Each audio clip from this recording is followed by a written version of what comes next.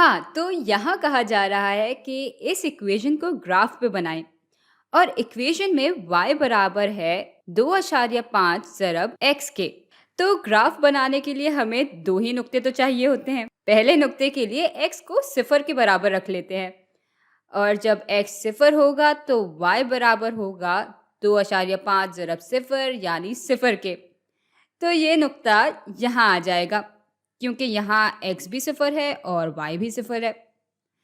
अच्छा, अब दूसरे नुक्ते के लिए हम x की जगह डाल देते हैं 1 को। अब y बराबर होगा 2.5 ज़रब 1 यानी y बराबर हो जाएगा 2.5 के। तो यहाँ x 1 के बराबर है और y बराबर है 2.5 के, तो नुक्ता कुछ यहाँ आ जाएगा। अच्छा, अब जब x में एक अदद की तब्दीली आती है तो y में 2.5 अदद की तब्दीली आ जाती है। और भाई यही बात तो हमें इक्वेशन में भी दिख रही है कि जब भी x की जगह हम 1 रख देंगे तो y बराबर हो जाएगा 2.5 के। और अब फर्ज करते हैं अगर हम x में मज़ीद एक अदद की तब्दीली लाते हैं तो y में फिर से 2.5 की तब्दीली ही आ जाती है और यहाँ फिर y बराबर हो जाता है 5 के। और इसी बात को हम इक्वेशन की मदद से भी परख सकते हैं। यहाँ अगर हम x की जगह 2 डालें तो y बराबर हो जाएगा 2.5 ज़रब 2 यानी 5 के।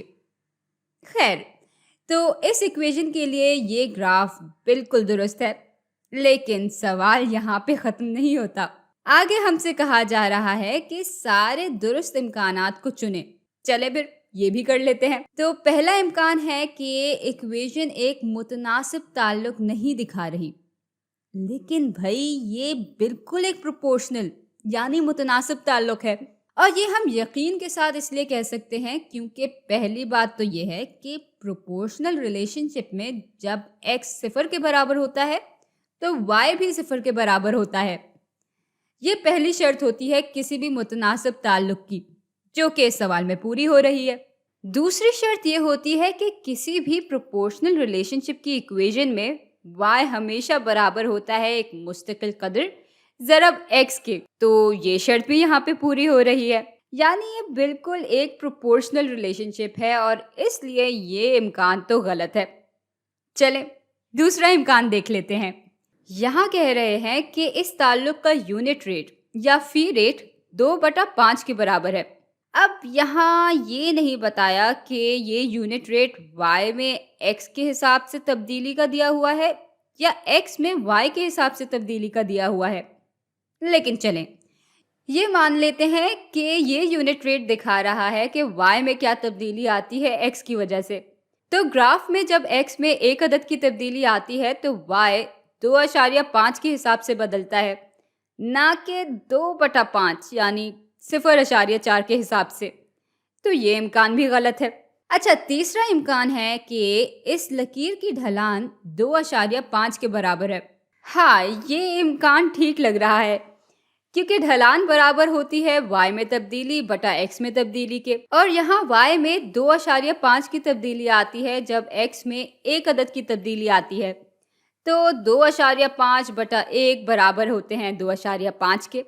तो ढलान तो वाकई 2.5 के बराबर है, लेकिन फर्ज करें कि आपका इतना सोचने का दिल ही नहीं चाह रहा, तो इसी बात को सीधे सीधे आप इक्वेशन से भी देख सकते हैं। यहाँ ये जो मुस्तकिल कदर होती है वो लकीर की ढलान को ही दिखा रही होती है, जो कि इस इक्वेशन में 2.5 के बराबर है। तो ये इम्कान दुरुस्त है।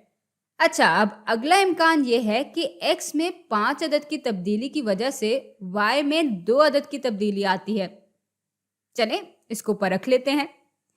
हमें मालूम है कि जब x 0 के बराबर है तो y भी 0 के बराबर है, और अब अगर x 0 से बढ़कर 5 के बराबर होता है तो देखते हैं कि y में क्या तब्दीली आती है।